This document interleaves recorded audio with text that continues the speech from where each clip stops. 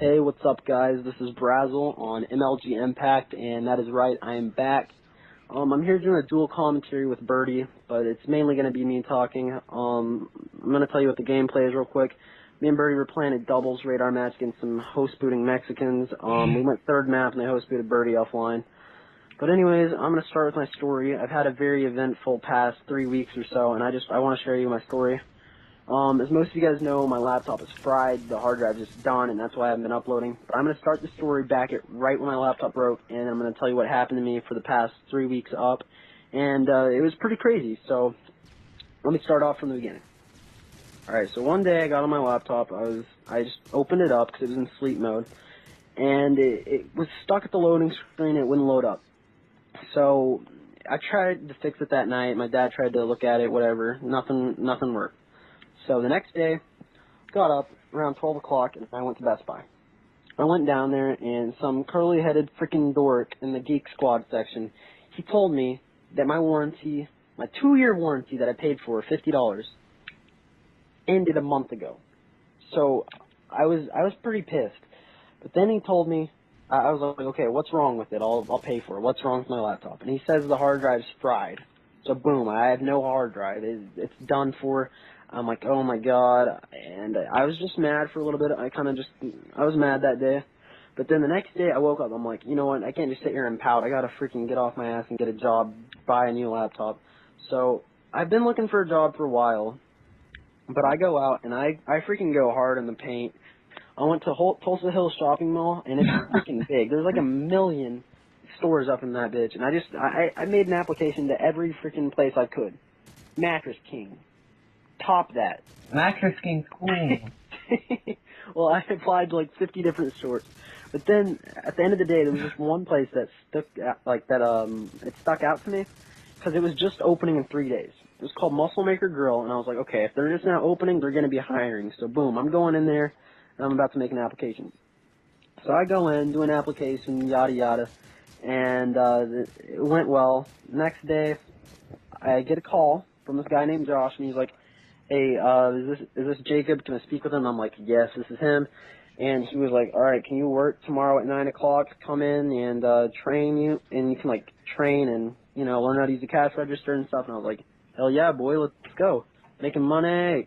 And so I went in there at 9 o'clock. They tossed me a T-shirt, put it on, repping the Muscle Maker.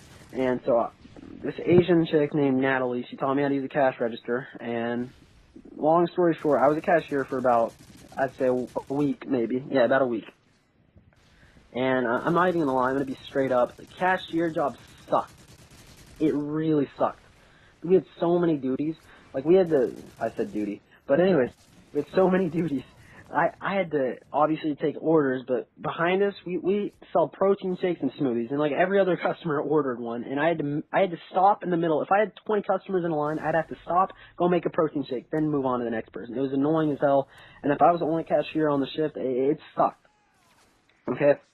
And we had to, even though it's like a little Subway restaurant, something like that, since we make the food right back there, but it's stupid because instead of them coming up and getting the food, the cashier's job, for some reason, we had to take the food out. So they would be like, okay, we need you to run this food over there. So then I'd have to yell out whoever's name was on the ticket, bring them the food, tell them what it is. And it sucked. We had to mop, we had to sweep. And we didn't have a soda fountain, so I had to go restock bottled beverages every 5 seconds. And it was a mess. I couldn't take it any longer. After about a week, I was just done with it. And luckily, out of nowhere, like, this was from God right here. I got a promotion.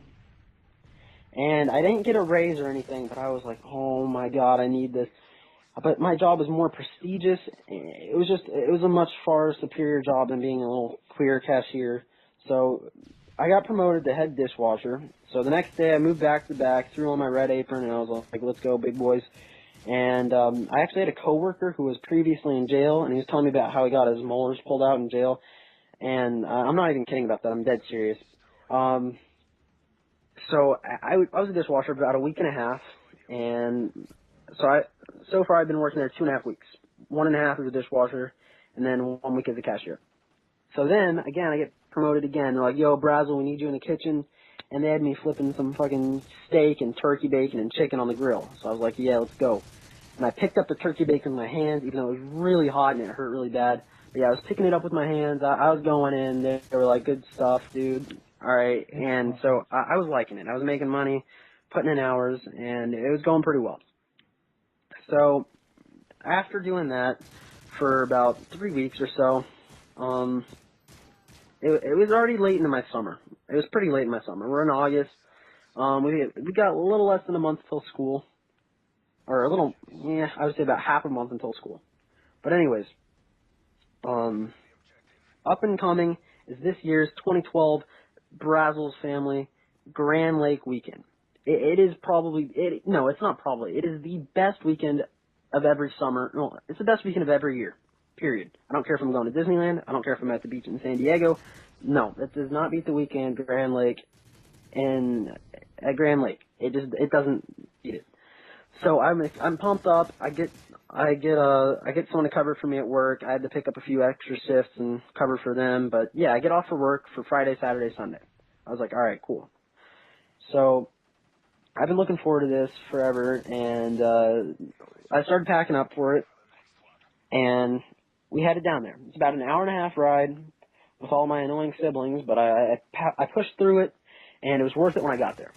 So I get there at about 2 o'clock on Friday. And I set up camp. I don't know why I said I set up camp, but I brought all my bags inside. We were staying at my aunt's lake house, and there's two houses right by each other. They're neighbors, like right by each other. And we rented one of them, and then my aunt owns one of them. So we were staying there at the lake, and you can look out your window, and you're like maybe 50 feet off the lake. Like you walk down there, it's so fast. Okay. So I go fishing there all the time. I set up my stuff. I go fishing for a little bit, set some trout lines out, and I'm just having a good time. We were the only people that arrived there so far. Everyone else came at Friday night. And so then when my aunt who owns the place, she showed up at Friday night, and everyone's just kind of chilling, eating at the bar. And so I walk in the room. My mom's talking to my aunt, and I overhear my mom say, she's like, yeah, we made the decision. We're going to go down there in a couple of weeks. And so I'm like, what are you talking about? And then she's like, oh, yeah, I'm just telling Lisa how we're going to Texas. And I was like, what? What? Like, I didn't even say anything. To be completely honest with you. What? W-A-T what? I didn't even say what. I said nothing. I didn't know what to think. I was like, oh my God. And let me just say this real quick. My dad gets job offers all the time, and he talks about it, but it's never for real. Like, it never is an actual threat, because we're never going to move. Like, it would never happen, right? So he gets a job offer from this place in Dallas, and like he'd make more money, blah blah blah, and they offered to pay and everything. So I'm like, you're not serious, right? And this time it was actually for real. So I find out I'm moving, but then on Friday night, like, I couldn't sleep at all. And I was like, okay, Jacob, listen to this. You can't let it ruin your fucking weekend. This is the best weekend of every year. Forget moving. You gotta just have fun this weekend, worry about it later. So that's exactly what I did for that weekend. That night, I went down to the dock, and I set out 3 trot lines, which, if you don't know what that is, it's just like, I grabbed the 100-pound test fishing line, and I just tied it to a couple poles on the dock, dropped it down about 10 feet in the water, put on some shad, which are like big minnows, and we caught 3 cats that night. We came back in a couple hours later at about 11 o'clock at night. Me and Sam, we went down to the dock. Me and my cousin Sam, we went down to the dock. We caught 3 cats in a row. Boom! 3 catfish. We were celebrating like crazy. Like, we were like, line 1, fish on. Line 2, fish on. Line 3, fish on. I was like, yeah, boy! And so we caught 3 cats the first night. It was sick. It was awesome. So then, go to bed that night. It was a good night, even though I was, like, always I felt like in the back of my head I was still thinking, oh my God, we're moving. I'm moving. I'm leaving Birdie. I'm leaving with David. I'm leaving Vance. I'm leaving my friends Joseph. I'm leaving my friend John. I'm leaving Dylan. I'm leaving Mikey. I'm leaving Booker T. Washington. I'm leaving my school. I'm leaving the fucking state. I'm by myself. And it was always in the back of my head that I'm leaving. And I was just trying to have fun for the weekend. Like, I still wanted to enjoy my weekend. Because, like I said, it's so fun. So the next day, Saturday morning, we have some eggs and bacon for breakfast. I take the golf cart because my aunt has a golf cart there. And we're just driving around a little bit. We woke up at 5:45 in the morning. My cousin Sam, he doesn't even set an alarm. He's a nerd, and he can wake up whenever he wants. Exactly. I was like, wake up at 6:32 then, and he woke up at like 6:36, and I was like, oh my god, you freaking crazy. But we woke up at 5:45, and we took the golf cart out. We were chasing some deer down. I flanked one of them, and then Sam went from the front. And like normally we just get close and they run off, but this time we were close, and it was a buck. We were really close to this deer. We were close to him, and then once we got so close, it's almost like if you're a dog chasing a mailman, you don't know what to do once you actually catch him. You just do it for fun. It was kind of like that. We didn't know what to do when we got close. We just like, wait, what now? And the deer ran off. But then that morning we went down, set some more lines. We went to check our old lines, and we had a cat on the line. We had a cat, another freaking huge cat. So that's 4 cats right there. Oh wait, I'm sorry. I fast forwarded in the story a little bit. We didn't catch the cat until later in the afternoon. We're still in the morning. We ate breakfast, and we're going on the boat. And so I get on the boat. It's a wakeboarding boat, towboat, and it's freaking sick. It's a nice boat. So we go out there. We're having fun. I'm inner tubing. I'm wakeboarding. I'm going ham, going hard. Get like some huge air, and my little cousin's got it all on cap because he's using my phone. I'm gonna make a montage for you guys. You can see what I'm talking about. But we basically went hard. We went to this high dive at the gas station out on the lake. Jumped off the high dive. It was a really fun day out on the lake, and we come back. So we come back, and there's this little fishing house. Now I want you to picture it's off on the dock, and what we did. We had the house out there where you're fishing. There's like a big square in the middle of it, and it's like a room. And it's like you drop your pole in the middle, and there's a big cutout square where you fish. But then in the very back of it, there's a door. So I open the door. I'm like, hey, let's see what this is. I open the door, and normally when you'd open a door, there's like steps or something, right? I open the door. There's nothing there. There's lake. There's just lake. I try to picture that. You open a regular door with like a doorknob, and there's just a lake right there. So we're out on the lake. Like the dock's out on the lake, but we're pretty deep. We're like 30. It's probably 30 feet where we. No, I'm an idiot. It's probably like 15 feet where I open the door. So my cousin Sam is a genius. I was just gonna say, yo, let's drop a trot line right here. But my cousin, he is a genius. I gotta give him mad props for this one. He tied the 100-pound line, catfish line. He tied it to the doorknob, and we cracked the door open a little bit. So then the other side, we dropped in the thing about 10, 15 feet in the water, put some shad on it, and so we leave it. All right, we come back later that night, and then we see the door slam shut. We look at each other, like exchange glances, and I was like, holy shit, the door slammed shut. So we know a fish had pulled the string and pulled the door.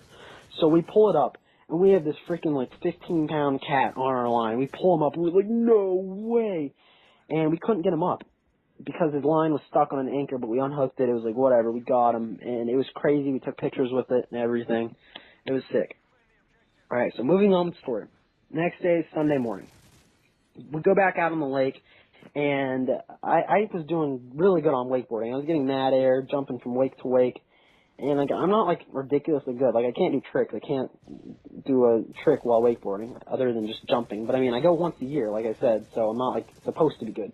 But I was doing really well. I was doing jumps and all that kind of stuff. It was really fun. Doing more tubing, extreme tubing. My Uncle Frankie, he was driving us. Oh my God, he's a crazy driver. We were probably going 40 miles per hour on the boat.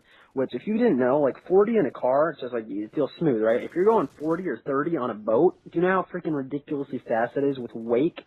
And this is a wakeboarding tow champion boat. Wakeboard boats, they purposely make wake for wakeboarders. But we're tubing off the back of it. There's mad freaking wake, and we're going 40. And normally, any experienced driver slows the fuck down when you're doing donuts and you're going in your own wake. And like when you hit wake, you slow down. But Frankie, being the driver he is, he just gives us a signal that there's wake coming up. Right now, that's what you normally do if there's a skier behind you, because they can actually just crouch down and they'll be fine if they hit wake. if you're on a tube, you can't do anything if there's a wake. So it's like signaling is useless. It's just telling you you're about to die. So basically, we start doing some donuts, and we're spinning out. Me and my cousin Sam flip. I go about 3-4 feet in the air off the tube, and I'm going neck first into the water, and like my leg like scissor kicked Sam up in the head. And so I'm flying. I do like 4 somersaults in the water, and for the rest of the day, my neck's sore AF. Like, it hurt so bad. I think I did 3 or 4 somersaults in the water. I looked at the video, and it looked like I was a rock just being skipped across the water. So I, like, skipped, like, it hurt so bad. Water hurts. I'll tell you that right now. Water hurts. Okay. And water's wet. What? Water's wet. Just throwing that out there. Oh, yeah, water is wet, if you didn't know that, guys. So anyways, Sunday night, come back, and we have the ceremonial, my grandpa has a crankable ice cream maker, and we make some peach ice cream, and I get to crank it. Oh my god, I'm not even an ice cream fan. You can ask Birdie here, but David's an ice cream fanatic. Like, he's an ice cream crazy.